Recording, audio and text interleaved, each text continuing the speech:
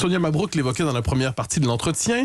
Depuis quelques jours, c'est le grand retour de la diabolisation, de l'extrême droitisation. Et dans un quotidien, tout récemment, alors on cherchait véritablement à vous coller de nouveau l'étiquette en présentant votre projet comme totalitaire, notamment. Alors la question que je pose, c'est de quelle manière peut-on résister, parce que ça a fonctionné historiquement l'extrême droitisation avec votre parti. De quelle manière pourriez-vous faire en sorte que ça ne fonctionne plus cette fois?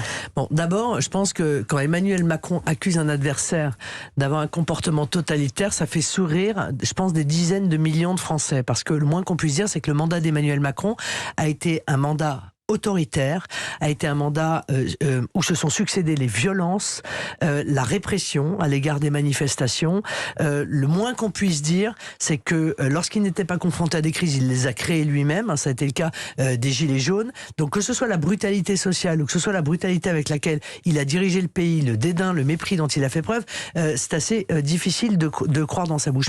Mais surtout, mon projet est précisément fondé sur le retour de la volonté du peuple. Enfin, comment peut-on traiter de totalitaire un projet qui est fondé sur le référendum d'initiative populaire, sur la proportionnelle qui va permettre à l'ensemble des Français de pouvoir enfin être représentés à l'Assemblée nationale? J'entends votre argument, mais néanmoins, vous constatez que dans l'histoire de votre mouvement, dans l'histoire de votre propre candidature, la diabolisation, le cordon sanitaire, ça a globalement fonctionné. Oui, c'est-à-dire au dernier moment, ça finissait par fonctionner.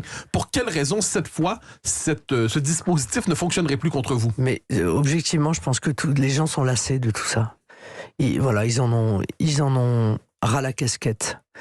Qu'on leur dise qu'il faut voter pour un tel ou pour un tel, et ils ne sont plus prêts à entendre ce genre d'anathème fondé sur rien d'ailleurs. Ça n'est absolument pas argumenté. Personne ne s'oppose au projet que j'ai. C'est uniquement des anathèmes, extrême droite, oulala, le danger. Les Français ne sont pas des enfants. Ils ne croient plus aux loups-garous. Donc il faut que le gouvernement arrête de les traiter comme des enfants, ce qui est le cas depuis 5 ans, et les considère comme des adultes, comme des majeurs. Nous sommes un pays majeur.